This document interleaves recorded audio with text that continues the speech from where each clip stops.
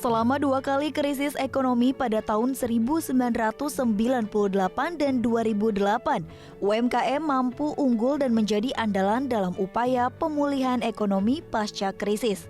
Namun, pandemi COVID-19 menjadi salah satu yang terparah dan berdampak buruk pada UMKM. Berdasarkan data Kementerian Koperasi dan UKM, sektor usaha UMKM yang paling terdampak pandemi, antara lain 38,88% penyedia akomodasi, makanan, dan minuman, 23,33% pedagang besar dan eceran, 17,83% industri pengolahan UMKM. Berbagai bantuan dikerahkan pemerintah untuk memulihkan sektor yang menjadi penyelamat ekonomi nasional. Kembali lagi bersama kami di program Syariah Economic Talk with Gunawan Yasni. Dan saya Zakia Arfan, dan dalam episode kali ini kami akan membahas mengenai koperasi dan UMKM sebagai motor penggerak ekonomi syariah. Dan untuk pada hari ini sudah ada di studio bersama kami Menteri Koperasi dan Usaha Kecil dan Menengah Republik Indonesia, Pak Teten Masduki. Assalamualaikum, Pak Teten, apa kabarnya? Waalaikumsalam. Alhamdulillah baik. Alhamdulillah, meski di tengah pandemi begitu ya Pak Teten, kita diberikan kesehatan itu sebuah anugerah yang luar biasa. Tetapi kita lihat sudah 1 tahun Pak Teten pandemi ini menerpa dunia dan Indonesia, tentunya banyak sekali dampak dari pandemi ini. Tidak terkecuali juga UMKM. Nah, kami ingin tahu ini Pak Teten, sebenarnya seperti apa dampak dari pandemi terhadap UMKM di Indonesia? Ya, secara umum dampak pandemi COVID-19 itu menghantam UMKM dari 2 sisi. Satu dari sisi supply dan kemudian dari sisi demand. Nah, dari sisi demand misalnya karena ada pembatasan sosial, lalu orang kemudian banyak kantor yang tutup, banyak sekolah yang tutup, industri yang tutup, otomatis omset UMKM pada turun. Ya. Dan karena itu kemudian dia efeknya adalah mereka punya kesulitan cash flow, sehingga mereka ada kesulitan untuk membayar cicilan dan bunganya ke perbankan. Ya. Nah, karena itu kita intervensi dari 2 sisi juga. Ya.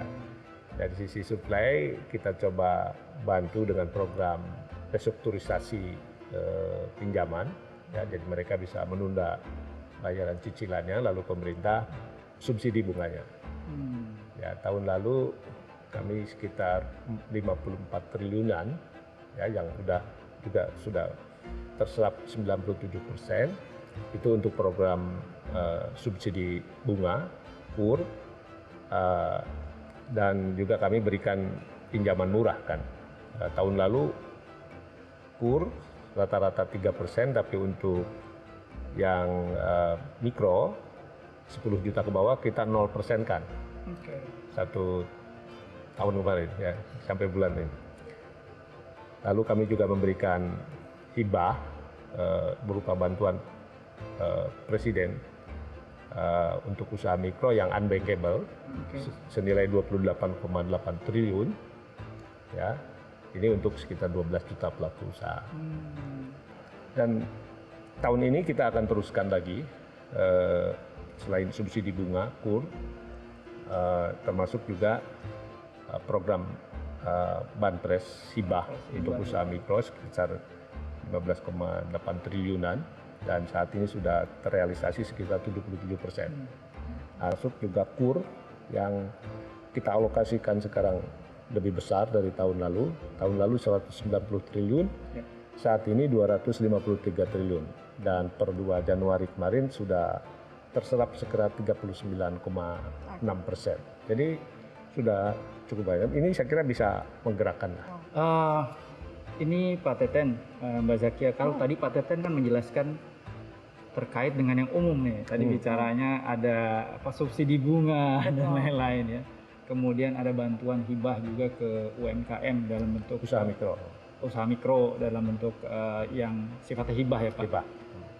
Yang lebih spesifik Pak untuk misalkan skema-skema yang syariah begitu kepada koperasi syariah, hibah juga mungkin ada spesifikasi yang lebih misalnya terkait dengan UMKM yang pengen sertifikasi halal misalnya seperti itu, ada nggak Pak yang spesifik ke arah situ?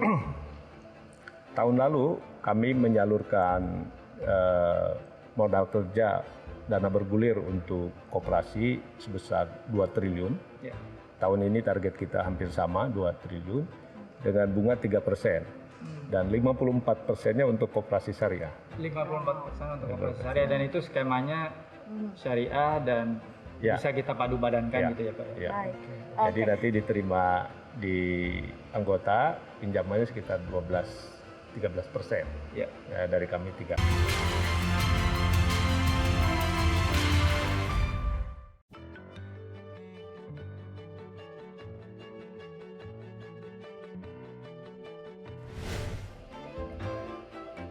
Masih bersama kami di Syariah Economic Talk with Gunawan Yasni. Kita lanjutkan kembali tadi seperti sebelum jeda pariwara, Mas Gunawan. Jadi program-program dari Pak Teten ini sudah baik sekali begitu ya, membantu UMKM yang kemarin juga terdampak. Tapi penguatan seperti apa lagi sebenarnya yang dibutuhkan oleh UMKM ini? Ya, jadi kalau saya melihatnya itu yang lebih juga dibutuhkan selain program-program bantuan pemerintah itu adalah program pendampingan. Karena dalam mengatasi dampak pandemi ini, ya, kalaulah kita mengacu kepada Al-Quran itu surah Ar-Ra'd, surah ke-13 ayat 11 itu Allah katakan Bismillahirrahmanirrahim, Innallaha la yughayyiru ma biqaumin hatta yughayyiru ma bi anfusihim. Allah itu tidak akan mengubah nasib suatu kaum gitu. Dalam hal ini UMKM anggaplah begitu sebelum UMKM itu sendiri yang berubah. Nah, ketika pandemi terjadi gitu kan, ada pola-pola bisnis model yang harus dirubah. Kalau sebelumnya mungkin UMKM identik dengan apa ya, tradisional begitu kan? Kerajinan. Cara jualannya juga mungkin tradisional sekali ya di tempat-tempat tertentu. Sekarang tidak lagi bisa. Jadi mereka harus apa? Istilahnya dapat pendampingan untuk kemudian merubah bisnis model mereka, walaupun tetap UMKM tapi dengan bisnis model yang lebih bisa mengatasi apa yang terjadi di pandemi ini. Begitu. Baik. Nah, Pak Teten, tadi saya juga mau melanjutkan lagi nih. Karena tadi dana bantuan dari pemerintah, terutama yang dalam skema syariah, tadi Pak Teten sudah katakan ada juga ya ke koperasi syariah. Nah, ini UMKM ini kan sebenarnya kesempatan mereka untuk bisa sampai kepada demand yang tinggi, Pak.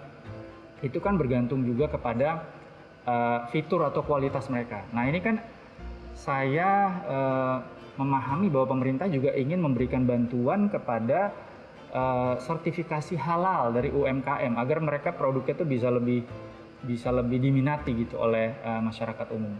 Ada nggak Pak? Ya, memang hampir 60% di UMKM itu bergerak di sektor kuliner. Oke. Ya, banyak juga di tengah pandemik COVID ini yang juga memproduksi minuman segar herbal, dan kami sadar betul ini perlu selain izin edar, izin sertifikasi halalnya. Nah, tahun ini target kita 3 juta lah yang kita akan 3 juta pelaku ya, usaha yang kita akan bantu secara gratis ya. Nah, nanti karena usaha mikro ini di daerah sebenarnya kan kabupaten kota, nanti kita koordinasinya lewat kabupaten kota. Nah, jadi kalau ada asosiasi pelaku UMKM gitu ya, koperasi itu di sana, nanti diurus izin halalnya tentu kan dengan Departemen Agama dengan MUI, yaitu yang punya otoritas. Nanti kami yang ikut berikan subsidi. Baik. Alhamdulillah. Artinya ya. sertifikasi halal didapatkan, kemudian supaya lebih bisa berkembang lagi seperti yang tadi Mas Gunawan juga jelaskan mengenai bagaimana cara marketingnya, penjualannya, digitalisasinya begitu. Kalau tidak salah juga ini kan sudah ada rencana begitu pembiayaan ataupun juga ada 30 juta UMKM untuk masuk dalam ekosistem digital begitu ya, Pak Teten, betul. Nah, itu sudah sejauh mana dan apa ini untuk planning digital ini sendiri? Ya, kita tahu kan pandemi COVID juga mengubah perilaku konsumen. Ya, karena ada pembatasan sosial, banyak toko yang tutup, mall yang tutup. Sekarang orang belanjanya lewat online. Betul. Dan alhamdulillah jumlah UMKM yang onboarding di platform digital selama pandemi naik 4 juta.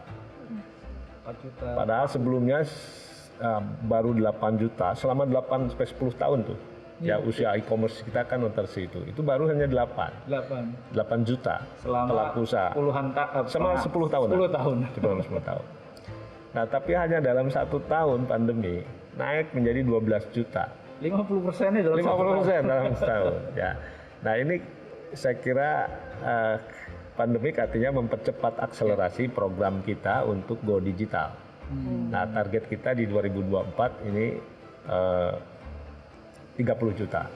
Nah, nanti kami sudah menyiapkan tim yang kita ingin ada percepatan, ini sesuai juga dengan arahan Presiden. Nanti tim kami akan roadshow ke daerah-daerah, kerjasama juga dengan teman-teman e-commerce, karena pelatihan untuk terhubung dengan platform digital ya harus dengan ekosistem digitalnya sekaligus. Betul. Nah, nanti kami akan roadshow sampai ke kota-kota besar provinsi maupun ke second city-nya, dan nanti UMKM suruh datanglah bawa produknya.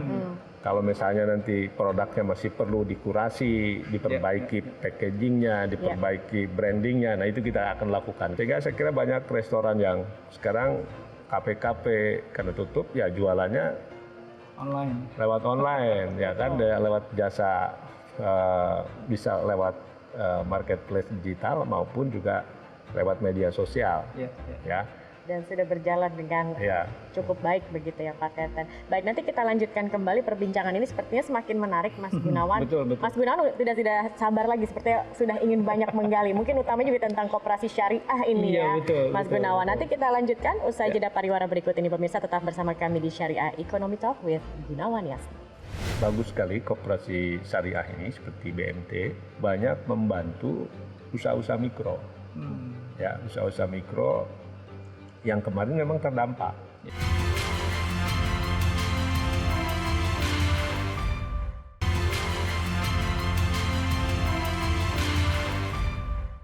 Keberadaan koperasi harus mampu menjadi solusi pembiayaan bagi para pelaku mikro di Indonesia yang mencapai 99%. Sesuai dengan fungsi dan perannya, koperasi harus mampu memberikan manfaat bagi kehidupan masyarakat, terutama kepada para anggota dan pelaku usaha.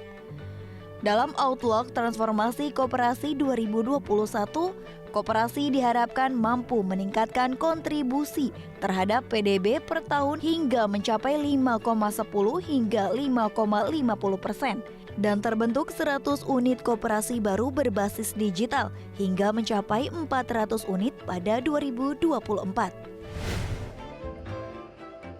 Masih bersama kami di Syariah Economic Talk with Gunawan Yasni. Mas Gunawan, kita lanjutkan kembali perbincangan ini. Tadi sudah banyak begitu ya program-program terkait dengan UMKM yang menarik, bagaimana kemudian tadi ada pendampingan dalam ekosistem digitalisasi segitu, dan juga terkait dengan mungkin koperasi syariah ini Mas ya. Nah, ini yang saya pengen tanya ini ke Pak Teten nih. Pak Teten, kalau tadi dampak pandemi kan ke koperasi secara keseluruhan tuh ada gitu. Nah, kalau dari sisi jumlah koperasi syariah itu berapa ya Pak? Berapa persen, dan bagaimana dampak yang terjadi di koperasi syariah itu selama masa pandemi? Iya, koperasi syariah kan banyak bergerak terutama di sektor simpan pinjam. Ya, jadi pembiayaan untuk usaha mikro secara syariah. Dan dari 2 triliun tahun lalu dana bergulir dari LPDB untuk koperasi itu 54% udah untuk berarti keberpihakannya banyak juga ya ke koperasi syariah. Ya, dan karena bagus sekali koperasi syariah ini seperti BMT atau BTM itu banyak membantu usaha-usaha mikro. Ya, usaha-usaha mikro yang kemarin memang terdampak. Karena itu kami dengan asosiasi BMT juga kerjasama, termasuk juga dengan PBNU, dengan Muhammadiyah. Kami juga terus-menerus mensinergikan, bahkan dengan 17 pesantren di Jawa Timur, pesantren yang besar-besar juga kami ikut intervensi untuk membangun design center bersama BI, ya, distribution center untuk suplai kebutuhan barang dagangan warung-warung yang ada di kopontren itu. Iya, luar biasa. Jadi memang keberpihakannya koperasi dan UMKM itu memang cukup banyak tadi, seperti yang Pak Teten jelaskan ya, 54% ke koperasi syariah ya Pak. Cukup banyak ini ya. Baik. Nah terus kalau misalkan Pak Teten, sebenarnya arahan pemerintah begitu ya terhadap LPDB KUMKM untuk pembiayaan koperasi syariah itu dampaknya sudah dirasakan signifikankah dibandingkan sebelumnya? Ya, kelihatan tidak ada koperasi yang di-rush, lalu karena koperasinya sekarang kan pasca di tengah pandemi banyak anggota yang menarik simpanan kan, ya, karena simpanannya malah sedikit tapi malah dia narik gitu. Nah, kami kan khawatir di awal akan banyak koperasi yang kesulitan likuiditas karena diras gitu kan. Nah, tentu khawatir, karena itu segera kami intervensi memperkuat likuiditas mereka gitu. Dan alhamdulillah karena cepat, terus si anggotanya juga anggota koperasi itu merasa yakin bahwa koperasinya tidak kesulitan keuangan. Jadi di awal-awal banyak yang narik ke pinjaman, tapi begitu koperasinya punya uang, mereka tenang bahwa mereka tidak akan kehilangan uang di koperasi mereka, termasuk di koperasi syariah. Itu penting, sebab kalau tidak diintervensi secara cepat, pasti diras itu. Ya, ada 1-2 orang aja bisanya ngambil tabungan mereka, simpanan mereka di koperasi. Begitu mereka tidak ada uangnya, pasti ceritanya akan segera menyebar dan diras lah, seperti bank tahun 98. Nah, jadi kami segera waktu itu memang meminta ke Menteri Keuangan segera untuk kita suntikan, dan murah kan, dengan 3%, seliding setahun jadi rata-rata 1,5% lah mulanya, kira-kira gitu. Baik. Nah, Mas, mungkin juga masih ada yang bertanya begitu, Mas Gunawan. Sebenarnya apa perbedaan koperasi itu yang konvensional dengan koperasi yang syariah, Mas Gunawan? Ya, jadi kita tahu koperasi itu kan salah satu sokoguru pilar perekonomian di Indonesia ya, berdasarkan Undang-Undang Dasar 1945. Tentunya ketika dijadikan sokoguru, walaupun mengambil nilai-nilai yang umum ya sifatnya, kita tahu kooperatif atau koperasi namanya kalau di Indonesia itu banyak berkembang justru di negara-negara Skandinavia, Swedia terutama pertama kali itu ya, dan itu besar sekali. Nah, jadi ketika kita membicarakan perbedaan koperasi yang konvensional dengan syariah, saya melihat esensinya sebenarnya koperasi konvensional pun itu ada nilai-nilai syariahnya di situ. Yang membedakan mungkin adalah kita tahu misalnya iuran anggota gitu ya, kemudian ada iuran atau simpanan sukarela gitu.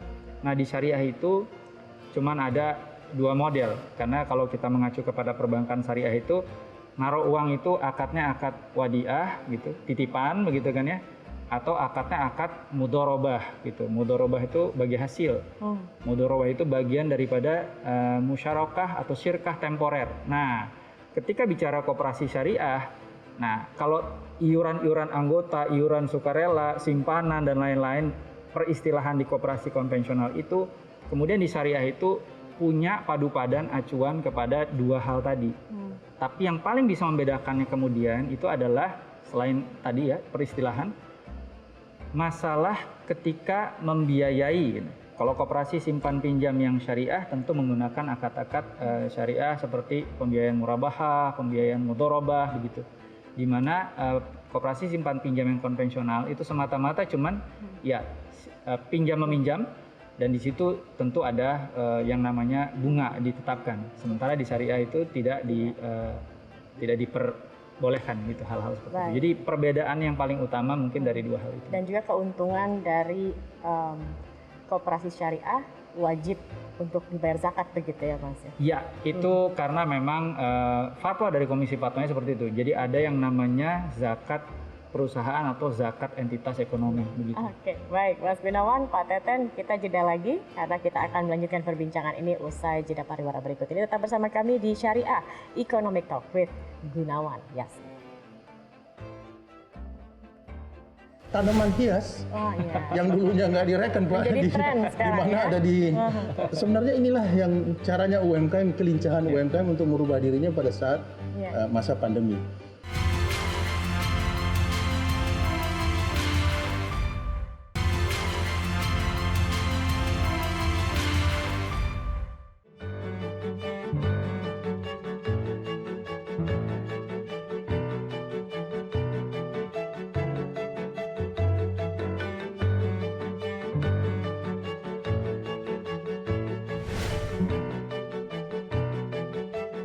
Selama pandemi ya karena kita hashtagnya di sini memang peluang usaha. Nah justru malah kita naik.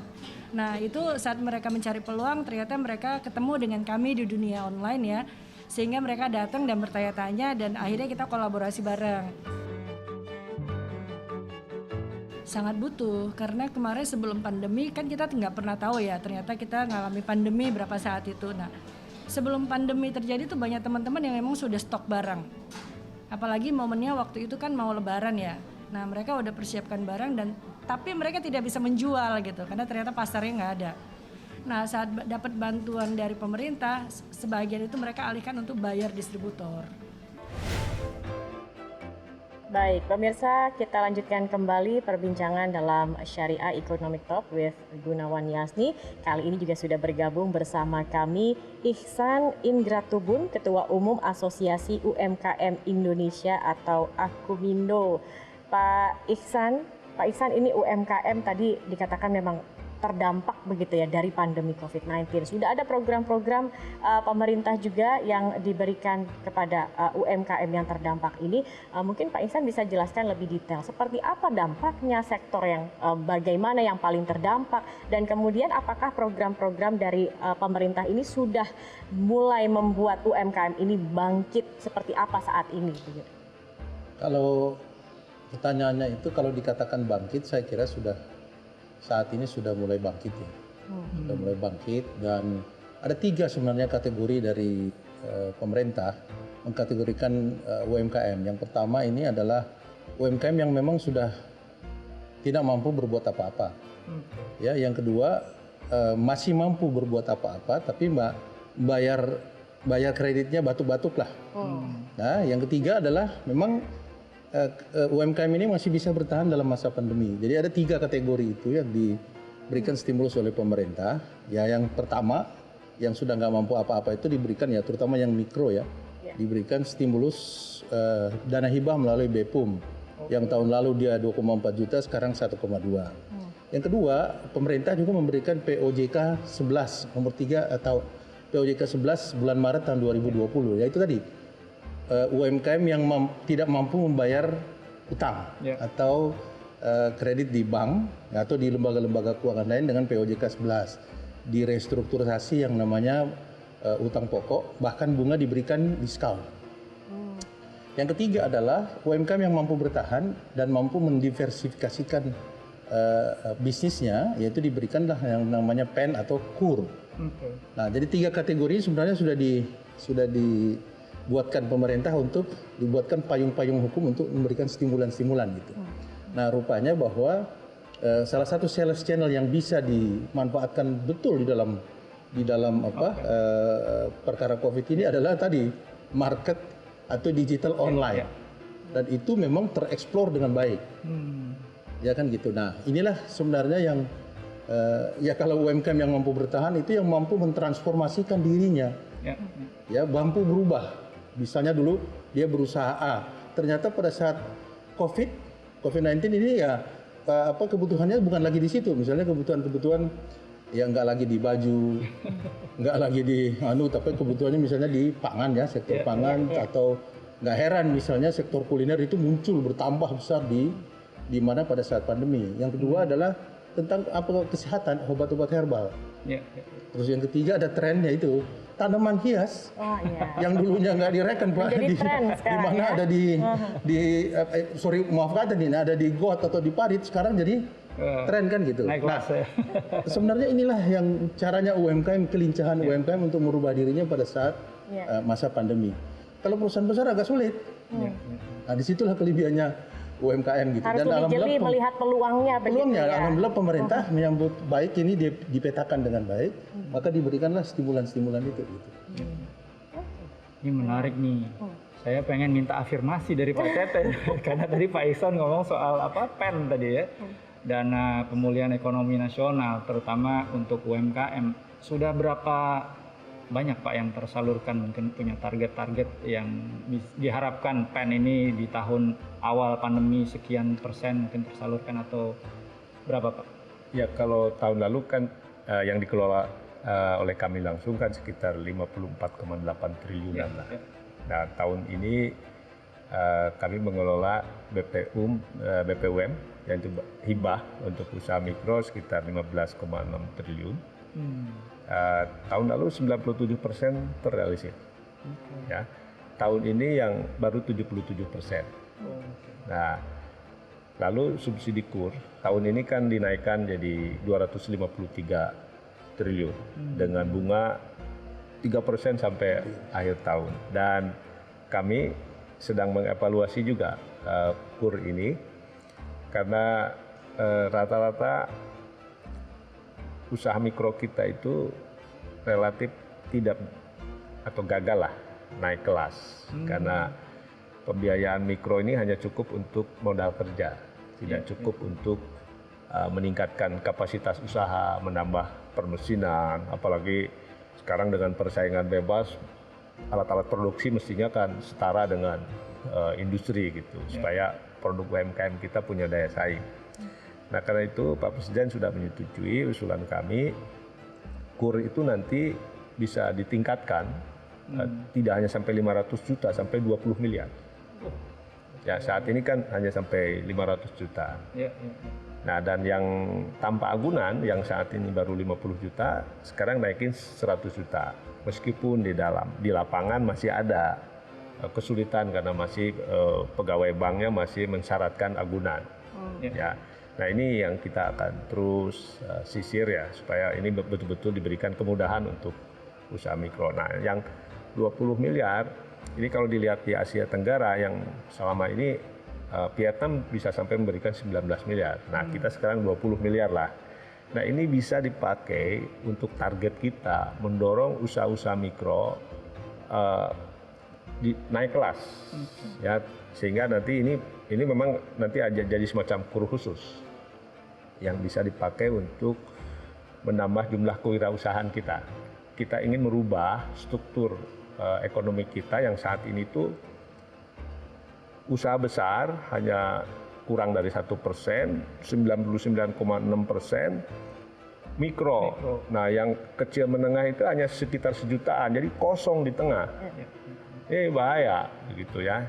Nah, kita ingin merubah itu dengan skema baru pembiayaan itu. Pak Teten, ada nggak sukses story untuk koperasi syariah yang berdampak sangat-sangat positif ke Tapi mungkin Pak Teten dijawabnya nanti setelah jeda karena kita harus jeda dulu. Tapi ini pertanyaan menarik. Success story ini mungkin juga bisa menginspirasi nanti. Siapa tahu pemirsa juga saat ini sedang merintis atau mungkin pelan-pelan ingin mengembangkan atau seperti apa, ini bisa menjadi inspirasinya begitu Mas Gunawan. Nanti kami akan kembali tetap bersama kami di Syariah Economic Talk with Gunawan Yasni.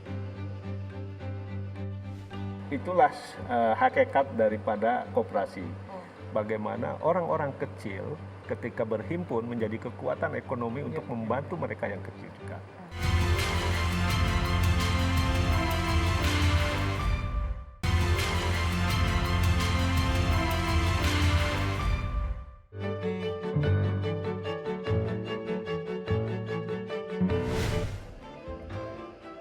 Baik, kita akan lanjutkan perbincangan ini. Pak Teten, saya penasaran tadi dengan pertanyaan Mas Gunawan, menarik, success story. Apa nih Pak Teten yang menarik mungkin? Banyak ini koperasi-koperasi syariah yang punya prestasi luar biasa. Ya, ada Sidogiri yang sangat besar, lalu ada BMT di Jawa Tengah, di Jogja yang sangat powerful membantu bakul-bakul di ibu-ibu bakul di Beringharjo. Dan ada yang lagi hit juga, koperasi syariah di Tangerang, namanya Benteng Mikro Indonesia. Benteng itu Mikro Indonesia. dalam waktu 8 tahun itu jumlah anggotanya sekarang udah hampir 300 ribu orang. ya, dan pinjaman yang mulai dari 200.000 gitu ya paling rendah, itu sangat membantu usaha-usaha mikro. Dan yang hebat hibahnya aja mereka buat hibah 4 rumah gratis tiap bulan, harganya 1 rumah 50 juta. Wow. Itu untuk anggota maupun bukan untuk anggota. Dan itu katanya dari infak, sodakoh dari anggota ya 1.001 orang aja kan. Nah, Cuma 1.001 orang Masya dan Allah. 300.000 anggotanya. Dan itu setiap bulan bisa ya? bikin rumah buat Setiap bulan tiap Mas? bulan 4. Iya. Ya, artinya itulah hakikat daripada koperasi. Bagaimana orang-orang kecil ketika berhimpun menjadi kekuatan ekonomi untuk membantu mereka yang kecil juga. Dan ini menjadi kekuatan ekonomi rakyat. Baik. Sudah ada wadahnya, tinggal dimaksimalkan begitu ya Pak Ya, Teten? sekarang kan kemudahan untuk membuat koperasi, termasuk koperasi syariah, itu sudah diatur di Undang-Undang Cipta Kerja. Oke, baik. Pak Ihsan, mungkin ada pengalaman juga nih Pak di UMKM, dan mungkin ada kisah juga yang bisa menjadi inspirasi semua nih Kalau Pak saya Ihsan. sih, kalau kisah-kisah UMKM terlalu banyak ya. Terlalu banyak. Kalau koperasi bisa dihitung lah berapa kalau UMKM terlalu banyak. Cuma saya mau lihat begini.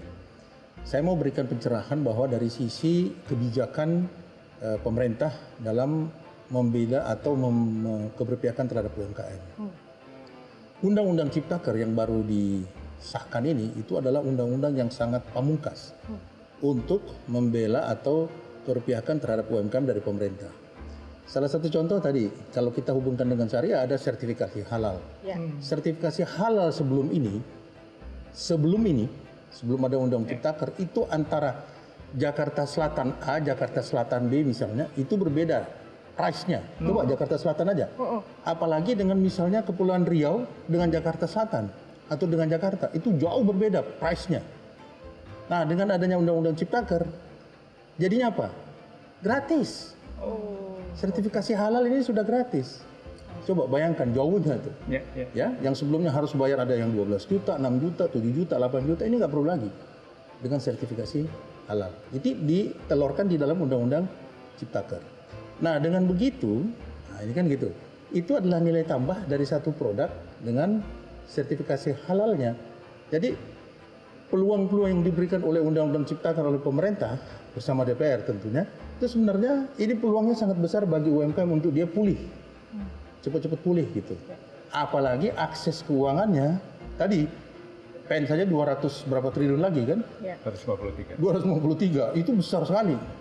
Nah, kalau bisa diserap, nah tadi kalau kita bicara dengan koperasi sebenarnya itu solusi ya. Kalau misalnya tidak semua kan UMKM ini mampu bayar atau dia nggak gagal bayar. Banyak yang gagal bayar. Tapi dengan adanya koperasi kan tidak perlu ada BI checking, tapi tidak bisa gede-gede. Nggak bisa gede-gede Pak, paling 2 juta, 5 juta kan gitu. Tapi nggak apa-apa. Itu adalah solusi di masyarakat supaya bisa UMKM ini tidak bergantung ke bank, tapi bergantung kepada koperasi. Apalagi koperasinya jenisnya syariah. Nah, sebenarnya ini jalan way out lah, way out untuk bisa dia bangkit lagi walaupun kecil-kecil ya nggak apa-apa lah, gitu. Yang penting dia berputar. Kalau kami dari pengusaha yang penting dia berputar Pak. Kalau nggak berputar wah itu kita mandek gitu. Itu yang bikin pusing gitu ya Pak. Kalau nggak berputar, tapi kalau walaupun 2 juta diberikan 2,4 juta, 1,2 yang penting dia berputar. Nah itu udah merupakan usaha yang baik. Wah, ini luar biasa nih Mbak Zakia. Saya tadi mencoba mengambil hikmah banyak dari apa yang dijelaskan oleh Pak Teten, Pak Ihsan juga ya.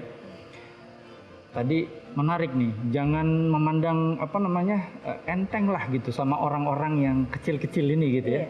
Kalau bersatu tuh kekuatannya kuat. Nah, kalau kita dari pondok pesantren ya, itu ada satu kata-kata mutiara gitu. bahasanya itu la tahtakir mandunaka falikul syai'in maziyah. Setiap yang Allah ciptakan itu pasti punya maziyah, pasti punya kelebihan. Dan ternyata benar, kalau orang-orang kecil-kecil ini berkumpul, kekuatannya luar biasa, gitu kan. Lalu mungkin yang terkait dengan Pak Ihsan sampaikan, harapan kepada pemerintah dan lain-lain, saya juga ingin ikut mengingatkan ya Pak Teten ya. Salah satu hadis Rasulullah dikatakan oleh Rasulullah SAW, kullukum ra'in katanya gitu, wa kullukum mas'ulun an ra'iyatin. Ya, jadi kita ini semua pemimpin ya. Pak Teten sebagai Menteri Koperasi UMKM, pemimpin, Mbak Zakia juga, Pak Ihsan juga dengan asosiasinya, termasuk saya juga, dan setiap kita yang memimpin, insya Allah akan dimintakan pertanggungjawaban. Jadi terkait dengan UMKM, bagaimana kita bangkit? Tentu setiap dari kita ini akan dimintakan pertanggungjawabannya untuk membangkitkan apa-apa yang memang itu adalah masyarakat banyak di Indonesia. Dan terkaitkan lagi dengan ayat Al-Quran yang saya sampaikan di awal-awal tadi, innallaha la yughayyiru ma biqaumin hatta yughayyiru ma bi anfusihim. Kita mau berubah nasibnya, bangsa ini mau berubah, UMKM menjadi lebih baik, naik kelas kata Pak Ihsan, kata Pak Teten, maka pendampingan kepada UMKM agar UMKM itu merubah dirinya, bisnis modelnya agar bisa naik kelas, itu yang diperlukan. Begitu mungkin yang bisa saya sampaikan. Baik, kita harus menyudahi perbincangan ini. Sebenarnya lagi hangat-hangat ya ini ya, tapi kita sudah mendapat poinnya. Semoga juga yang menjadi harapan ini didengar juga oleh pemerintah dan semakin maju UMKM dan juga koperasi, khususnya koperasi syariah begitu ya Mas Gunawan di Indonesia. Pastinya. Dan pemirsa, demikianlah perbincangan kami pada episode kali ini. Semoga pembahasan hari ini dapat memberikan wawasan sekaligus pembelajaran untuk memacu semangat Indonesia menjadi kiblat ekonomi syariah dunia di masa depan.